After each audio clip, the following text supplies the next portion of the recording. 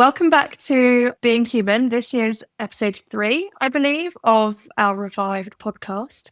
And it felt right to celebrate that this month was 15th anniversary of Human Made. It seemed right to have a look back, look forward, and also celebrate some of the achievements, some of the challenges we've overcome.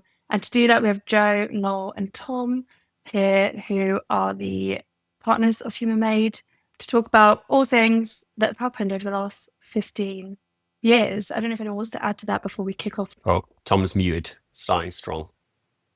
It looks like he's laughing about something. Are you on mute, He is on Tom? audio, not I didn't think I was on. I didn't think I There was we go. on mute. There we go. But maybe I was. Well, that doesn't I need to started go on. crying because 15 years. There's a lot that to, lot to pour out. Difficult to summarize. I know, Ian. Let's see how well we can cover that in the space of 30 Is minutes. that all we've got? There's a lot. We could maybe push it to 40, but We I don't want to think bore everyone. by 40 minutes, everyone will be a bit bored. Don't need to get too gratuitous. Yeah, we don't want it to get too emotional either, do we, after 40 minutes of reflecting back. But I suppose it's a good place to start thinking about the early days of Human Made and some of those defining moments that really shaped where we are now. Was there ever a point where you started Human Made and then it started to grow more than you expected, or defining moments where you were like, oh, we're really doing this? Talk me through that. It's okay. So long ago. It's so long ago. For the first year, it was about a year of Human Made before we met Noel for the first time, right? There was like a little tiny pre-Noel period, which I can't even really remember anymore. I think that was mostly just me and Joe freelancing. To Slack, it's actually Noel's 12th anniversary today. Oh, Means blimey. it was 3 years Okay. then, yeah, but 3 years? Yeah, Gosh, it was it didn't 3-year feel as gap. long. no, it's because we only did the actual Yeah, that's why. paperwork, like the actual system paperwork then. But like it was way earlier that We got were together. working together for a lot longer before that. Yeah. That explains that, because it definitely didn't feel like 3 years. Yeah. No, you guys were working. You guys were freelancing like 1 or 2 projects. Like you were doing that one buddy press one from the guy in Switzerland, and that's Digital where trends. we met. Some of the clients we still even talk to. Digital trends, maybe Yell. yeah, that's quite wild. That All the way back yeah, there. 15 years. Yeah. I definitely wouldn't have thought back then that we would have had clients that long term for sure. I also didn't think that we would grow to the size that we did. I think for the first 5 years, I was mostly in the denial of any kind of growth phase, probably. But I guess that changed. Me and Joe were working with a guy in Switzerland who was trying to create a social network gamified thing, and found Noel as a consultant to work on that project. He turned it down because the project was crazy. So Noel had a much smarter Definitely sense. good at finding something Yeah, on that one. We got roped in for it must have been a couple of years. that was painful. I guess, we met each other and kept in touch. So he turned the client down, but not us. And so then we started working together. It took, I think, 2.5 weeks or something like that. Or it wasn't a very long period before I came up to Manchester on a 29-pound EasyJet ticket and met you guys there. Me and Joe drove into the big city. Yeah. Yeah. You guys were like, wow. This guy just flown in to meet us. This is crazy. And I seem to remember you redesigned the Human Made. I think we hired you to redesign the Human Made website. Oh, really? Maybe the first redesign that we did. Yeah. Yes. I remember that early on. That was a pretty seminal moment. So were you already Human Made at this point? The name had already. We had a great. Prior to that, and then I'd been. But Noel Did also you? I'd love spearheaded to the see new it. logo project that came quite a few years later. But Yeah, prior to that, Joe was my designer. That's why it was a great logo. Yeah. But Prior to that, prior to Human Made, I had a little one-man agency called Edge Designs, and Joe was also freelancing, I think, as Joe Hoyle. And then we started working together on some of the same projects, I guess, under Edge Designs. And then I got a like letter from a lawyer at a real company called Edge Design saying, "Can you stop using our name?" Which was fair enough because it was a real company and we weren't. I had just made that up, so I took I had to take the website down. And how many companies? So then we have kind of had done to think that of a new to name. under There's quite a few of those. Fair There you few. go. See, it can be this moment of great. Look at what Yeah. a good fortune There you- that was. We could still be called Edge Designs. So at what point did you, like the defining moment of being like, oh, okay, we're growing, we're a bigger agency or company? Was there like a particular moment? At the very latest, joining VIP, I feel like it was before that to a certain extent, just because the clients were rolling in, and it was just a sort where one project would be done and there was already another project lined up. And I feel like that just meant the train left the station and things were just rolling. I don't know if there's a defining point, but just that momentum alone felt like the change. I mean, I think around the point that because I guess we met you, and I guess we were probably 5 or 6 people at Human Made at that point, and this was before VIP existed. We were mostly coasting off of the clients that Joe and I had been working with freelance. Plus, obviously, we'd then won some more off the back of that.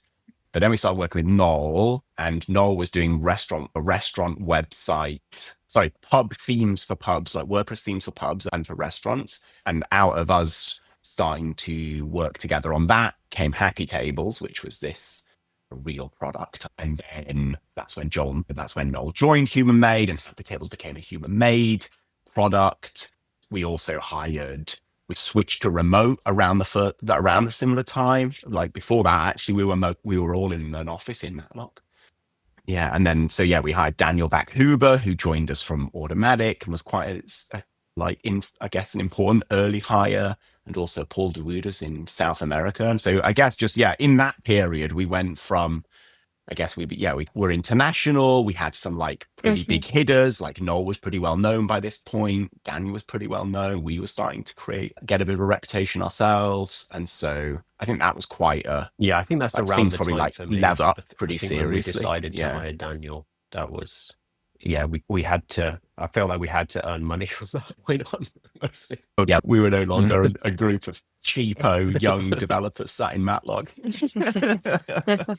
We were still paying ourselves that, but I guess it was the first time we got someone that was like, to an extent, well, it's our own salary or whatever. Yeah. But that's the risk that comes with the game, right? That's why we're here now. Yeah. And from that, did you ever imagine Human Made evolving into what it is now, what it has been over the last 15 years? Was that sort of, it'll be nice if we get bigger, or was that always the plan?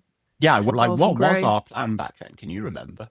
What did we think we were going to become? Do you have one? I didn't think super long term like that. But I did think that we would be a small boutique kind of agency. We're not like massively far off that with our numbers now, but in many ways we are a much larger company than that. I do remember specifically having a goal of a lifetime billed revenue of £1 million. In my younger stuff, that was like, obviously now we have maybe 6 million a year or something. So there's obviously been some major change from what I was looking at. That would have been back in the day when like I'm the one that did the books and everything. So that was like, Joe was responsible for design and finance. there was many hats, but I in those guess days. it very slowly grew. Really, I think if you plot out our growth, it is quite linear. So there wasn't really like major inflection points of major step change for me.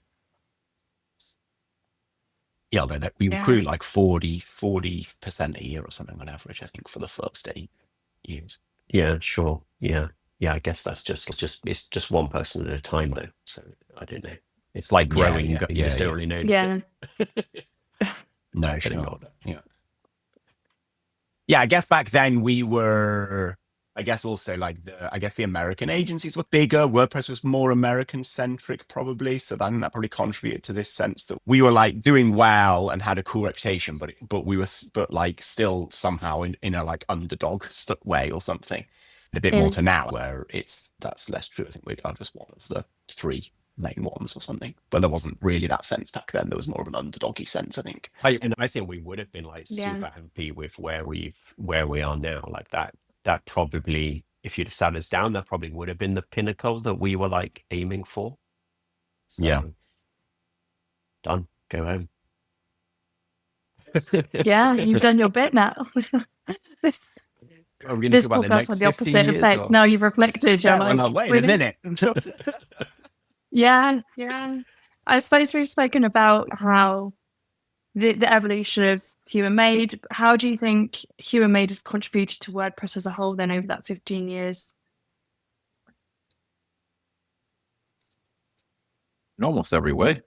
That's the thing. Yeah. I think from some shops, some places might focus on development or whatever, but I feel like we've taken a sense of ownership for the project in terms of contributing across code, community, good vibes, whatever it may be, just trying to move the entire thing forward in such a way that it's net positive for society. Yeah, I think we probably, again, in the early days, we were not really contributing to WordPress or even participating in the WordPress community at the beginning of Human Made's life. We actually, I think, attended our first WordCamp Portsmouth. over a year after founding the company.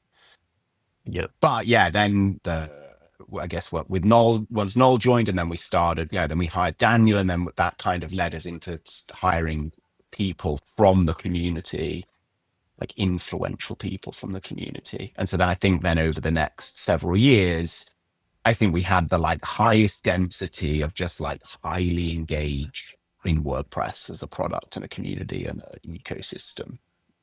Certainly probably outside of Automatic in those early days.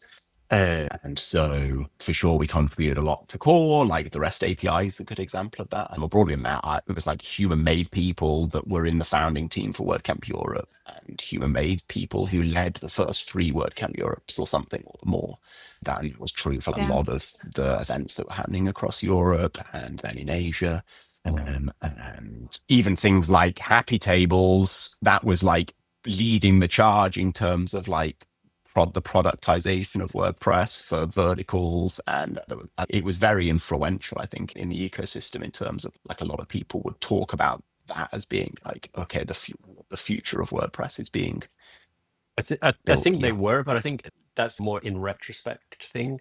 I think at the time when we even got involved in the community at the beginning, or just the larger awareness of WordPress, it obviously feels very big and there's so many people doing so many things. So I feel like we just tried to do the best that we could on sharing what we're doing and whatever, like with the projects or the direction. Mostly, I think, from a position of humility, really. But then probably 5 years later, we realized to some degree, okay, that is actually, we're quite impactful, I think, more than we probably realized at the time, just because, I don't know, I think I felt the bar was pretty high, really. So like we would just try our best on everything, basically. Consistently doing that for a long time. Say hiring the people that we did, putting the open source stuff out, supporting the projects that we did, that kind of thing. We actually just, I think outgrew a bunch of the competition in the space that we wanted to be. Yeah. And I suppose alongside like all of the positives and the successes, there's always tough times and challenges. So I guess what over the last 15 years has been the toughest time or the biggest challenges that you think Human Made has overcome? I'm trying to remember some early ones. It's funny, obviously, when you're smaller, it feels really hard. And then when you get big, you look back and think, oh, remember the problems we used to think we had when we were 10 people or whatever. For me, definitely growing the company was just generally difficult because you're having to work out a lot of kind of cultural things, and you're introducing structure and you're worried about the impact that is going to have. So I think when we grew from 10 to maybe 40 or something, I remember that just being quite an arduous process because like you're just like worried about making the wrong decision all the time, basically, as you grow the company but don't want to lose the reason why you started the company. I mean, even with all the things that I used to do around, like if it was design or accounting, or we would make people decisions, but then Siobhan came on as head of people, so then you're having it's really easy to do now to just like delegate and not worry about what another leader is going to do, but that was actually a major thing is how do you actually stop trying to have your input into everything and control everything? To that, I'm more than happy to do that now, but back then I remember that being a major kind of difficulty. Yeah, and I suppose on the flip side as well, you've got trying to learn everything about running a business as it's growing and figuring things out on the way as well, which is always tough. Happy Tables was one in terms of we weren't part of the restaurant industry and we built good product, like then weren't able to, I don't know, just really find our sales way. And that just, like that was a struggle. I feel like we learned a lot then in terms of talking to users and figuring all that out. But yeah, we had a couple different pivots, iterations. But ultimately, it's just none of us came from hospitality. And that's a tough one when it's like just that one step remote. So if we came from that space or lived in that space or had other like stuff going on in that space, it could have worked out quite well. But we did well on the plugin side of things like WP Remote, because that's something that's very close to us, right? That was something that we built for ourselves or backup WordPress. So whenever we stayed true to ourselves and built things for ourselves, we generally did quite well, especially in the WordPress space. And I think that's all obviously going to be quite interesting with all the new technology coming out now. How do we stay close to ourselves and at the same time leverage the new and exciting, shiny things? So hopefully the learnings from then will apply now. Got loads that I could pick on. Yeah, one I would definitely pick up on is the beginning. You really just start a company that is doing the things that you like to do, right? We like to build WordPress stuff. So we started a company to do that. And that's really great. And that is really motivating and fun. And you enjoy doing that work. And there's like always a more interesting WordPress project next. And that drives the growth. But then as the company grows, you start to need to transition away from doing those things. And now, there's all sorts of expectations that the company has, or there's things that the company needs, or that are not those things. And so I think that period from 10 people to 50 people can be pretty difficult as a founder, because there's a lot of stuff that you have to learn, half of which is not going to be stuff you want to do, nor enjoy, nor are good at. And you're going to make loads of mistakes and it's going to be painful. And I think you see a lot of companies like don't make it through that period, basically. And then, once you make it through that and you're like, oh, okay, phew, I've got all the scars now and we've got the system set up and we've managed to hire good people and we've got a leadership team, all of that stuff. Then I think things change again and it's okay, now I can focus back on the bits I'm good at. But I remember that transition's it was difficult. And especially that you start to think, wait a minute, I'm spending all day, every day doing stuff I don't like by definition. How do you think, that's quite an interesting point, and so how do you think that you've developed and grown then as a leader to deal with those things over the past 15 years?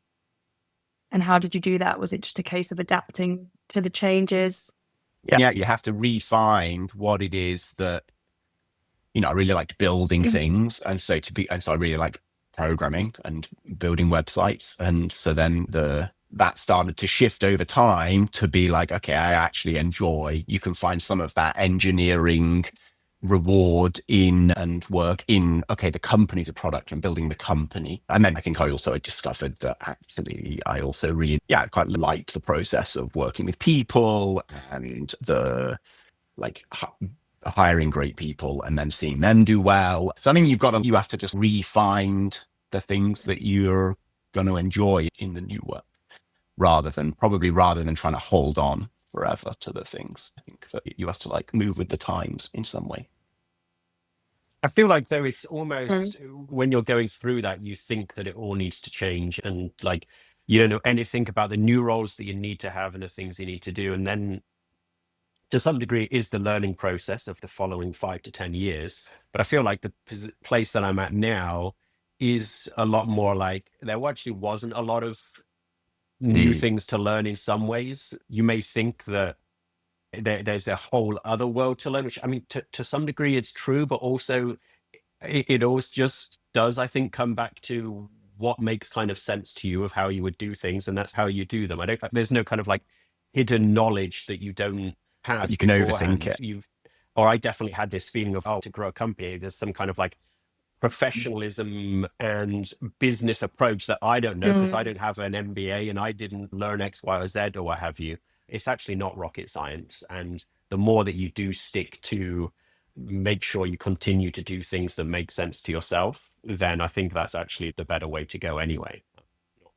Not that we're here to give out advice on companies, but that was a masterclass. Do you think there was definitely some imposter syndrome along the way where you're like, how are we going to do this? Or you think it was actually like just picking it up? I don't know. For me, it depends what like your bar is for considering. Would it be considered imposter syndrome? I definitely, like I said, didn't know what I needed to know, or I might not have been capable of doing that. But that was true to some degree. But I would say it certainly wasn't a crippling thing for me. I was definitely happy to like get stuck in and do it. So it's not like I didn't feel. It sounds like it with all the roles you're doing. So I guess thinking about the future then, and what if we were doing this conversation in 15 years, what would you like us to be talking about? Where would you like to see us in 15 years? Got any ideas? No. Yeah, I still see the North Star being open source and striking that balance between, being able to make a living and then also at the same time doing good overall. Like I feel like that's always been our kind of balance. Like when we shipped the REST API or co-founded WordCamp Europe or whatever, these are things that bring us joy. It's great that we're able to mix these two things. And I think if we're able to still do that down the line and create open source technology that the open web benefits from, and it helps safeguard the open web, then I think that's a wonderful thing. Yeah, almost probably ties in a little bit with the kind of imposter syndrome question. And there was a period early on, right, where we were just like purely living our own motivations and interests. And the company was just a reflection of that or whatever. And then you like go through this period of needing to professionalize. And there's a little bit of, I think we went through a period of, we need to hire these people and they're going to tell us that all the things that we've been doing are not unrealistic as a big company. And then you like, maybe they're right. And you do a whole bunch of stuff, or you allow yourself to be like, I like that we do it like that, but maybe that's just because I don't know, I'm not a real businessman or something. And other companies, and you assume they're way more professional and stuff. And so I think there was a period where we went through that. Yeah, I think you come full circle on this once you've been doing this for 15 years. Yeah, you're like, actually, the things that are important to us are some of the things Noel's talking about, like doing good work with good people and open source. And the kind of, you go back to those initial values really, and you start to realize, no, those are what matter. And yeah, we can hold on to those a little bit more strongly. And I think probably, who knows what we'll look like in 15 years. But I would think that those are still the things that are motivating us still. Yeah, it seems that the values have been something that have carried throughout, whether that's values in the work you produce or the way in which the work environment that's created for people as well here. And I think that's such an important element to human-made success, is the culture and the way in which people are allowed to exist in this work space that also allows such a balance for real life as well. I think that's been such a big factor to human-made. Yeah, and in some way, just again, at the beginning, it's some degree quite easy to live those values, right? Because it's just a small group of you and you're all just doing whatever and you don't really need any structure or anything. And then, there's this period where it's like, it's a rough kind of growth spurt or whatever. And you don't really know how to scale what was good about the company. And then I feel like we have shifted over at some point in the last couple of years into, it's like, it's human made, but like, we know how to do it now. We know what we're doing now. Like in 15 years, if we still have the same values and approach, I think that's the important thing to me. I don't know exactly how large we're going to be or what our revenue is going to be or how the technology evolves through that. But I guess if maybe we'll have an AI CEO. Maybe. Yeah. I think if the DNA of the company stays the same to that, I want human made to continue to be the human made that we started. And I feel like that's definitely where we are now. And yeah, I think that's that is what the company is, right? That's why I think people come to work here, is to share those values. And I think ultimately we want to find the best way forward for the company to continue to be like successful, sustainable, profitable, etc. But that's obviously within the scope of staying the same kind of company with the values that we have.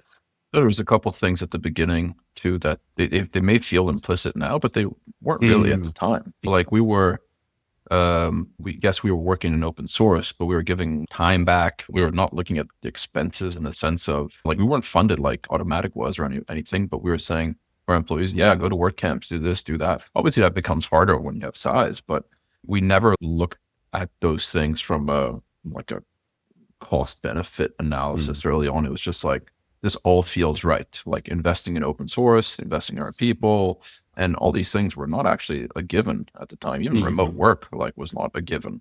So I feel like we went against the current on a couple of these things very early on when they weren't necessarily like best practice or whatever.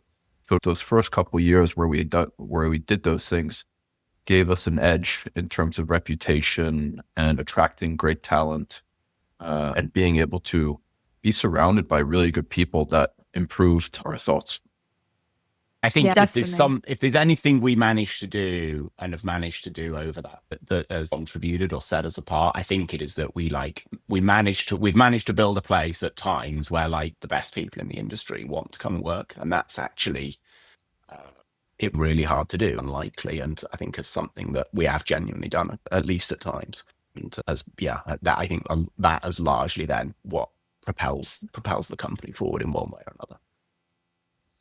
Yeah, I think we speak a lot about the people that have worked here and the culture that we have, and it makes a good place to lead on to some of the positive notes I wanted to end this podcast on in terms of your proudest moments at Human Made, but also I'd love to hear your favorite memories as well. Is there something that stands out that's just like a core memory? I'm sure there's loads of them. It's 15 years, it's a long time, but yeah, between the three of you, it'd be great to hear some moments you're really proud of and some just really great memories that you have at Human Made.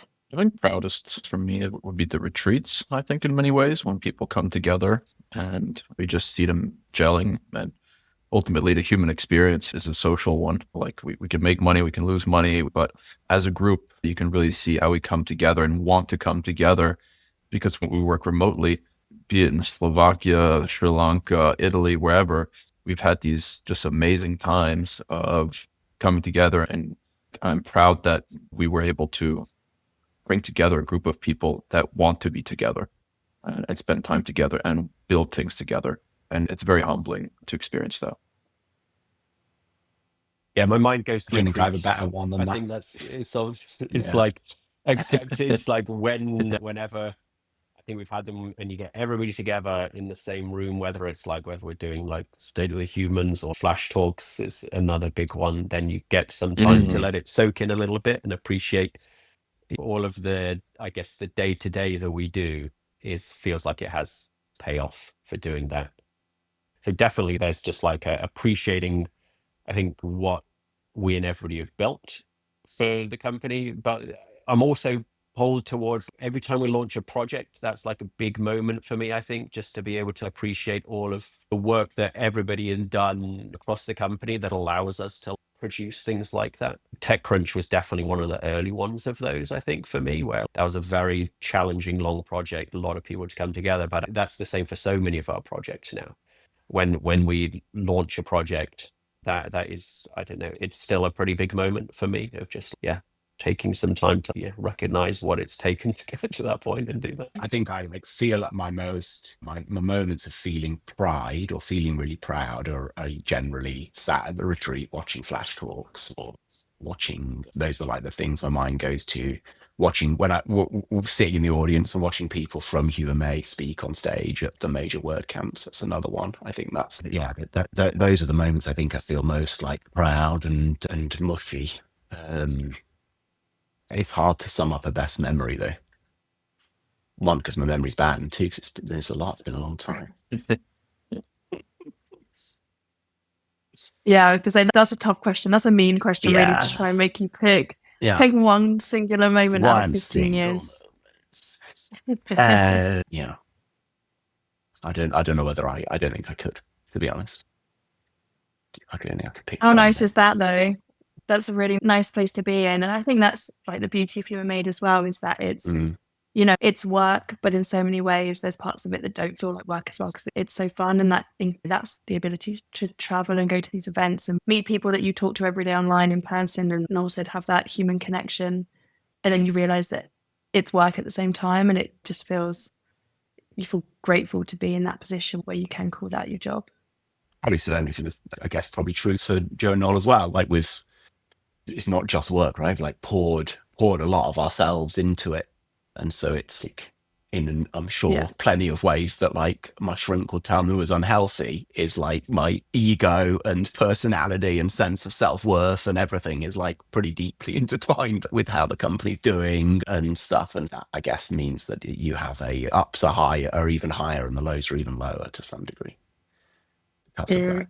I suppose as we come to the end, was there anything else you wanted to add on from the last 15 years? The success has not been just down to your leadership, but also everyone that's contributed and worked for Human Made over that time. So I think a good shout out to all our humans is always warranted, because they do such a good job, past and current and future as well, because we're always looking for great people as well. Yeah, it's pretty big. What I feel like one milestone is the day that the Human Made alumni Slack had more people in it than work at the company. That feels like some kind of milestone, and I think speaks to the culture and the degree to which so many of the people who've worked here have had such a meaningful impact and been such a meaningful part of it that has kept them together actually long after they've left the company. Like we've got a pretty engaged alumni, which again I think is one of those that's an indicator of the strength of that connection. I don't know how much it does go without saying, but yes, Human Made has not been like just obviously built by the three of us. If we've done anything, then we choose the people.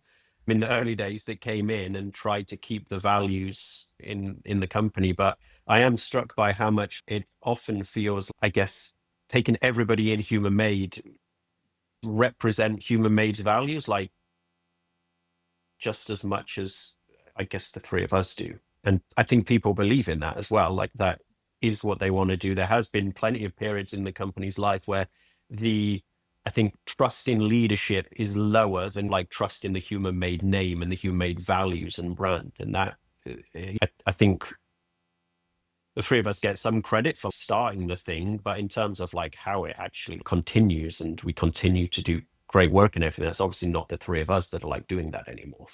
We just do a very small part of that. It's really everybody that contributes to that, and it's just like our job to try and steward that to some degree. I think that's a really nice way of putting it. It definitely, the success definitely speaks to every human and all of the people that have worked here, which is nice. It goes back to the three of us. And something that is always reinforced when I'm talking to other founders is how unusual it is actually to have three co-founders who have been able to work together as like positively and deeply as the three of us have over such a long period. And that like founders not getting on and falling out is like the number one way that these small companies die. And I think that's something that's just really easy for the three of us to take for granted, actually, or forget that. I think that's been quite a big part of it. I think that obviously losing a co-founder you can see why that would be such a huge mess. And the fact that, the three of us, I think, have had this really good balance over the years. Between the three of us, we've really found our places and our strengths and our weaknesses and figured out a way to work together and what motivates us and what keeps us coming back in every day and all of that. And we've supported each other when one of us has gone through periods and like stepping back more or going through something, which we've all done. Which I think is, has actually created quite a like stability at that level over what is actually 15 years. And it seems just like natural to me, so we don't really think about it. But actually, I'm often reminded of that when I'm talking to others and that they're telling me about the crazy falling out they've had or how disruptive it's been. It can tear companies apart. It's like your parents splitting up or something. It's a massively disruptive situation.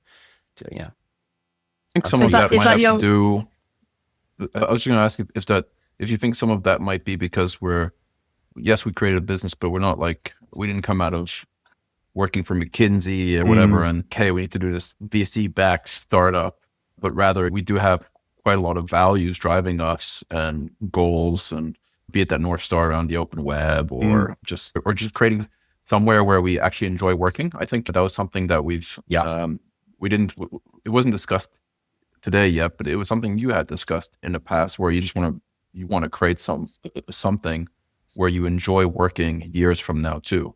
Yeah. So I think that's also like part of your 15-year goal, but that's because we're not. I think ultimately, like, the financial side is not the ultimate make or break. We'll try to figure it out, like through rough periods or whatever.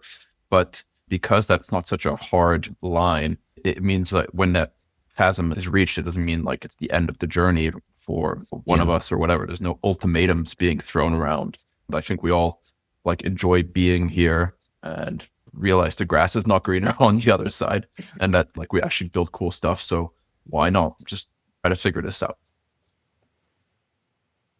Yeah, I think so. I think it's we genuinely get on, which I think is like being in a relationship for 15 years is a long time. And I think we have over time. I think I like, another thing I see often is people start the company, but then like over time, actually they both want the same role or something. Whereas I think we found we fit together. That's worked pretty well.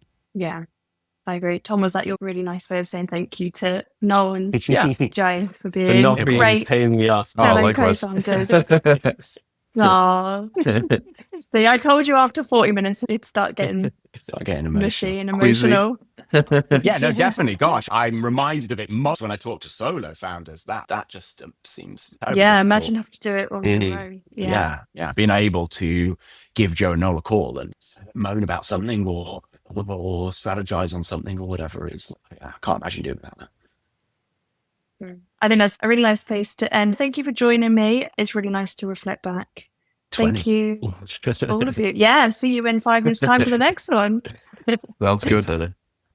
Thank you so much. Thank you, everybody, Take listening care. to this. Bye-bye. Thanks so much. It's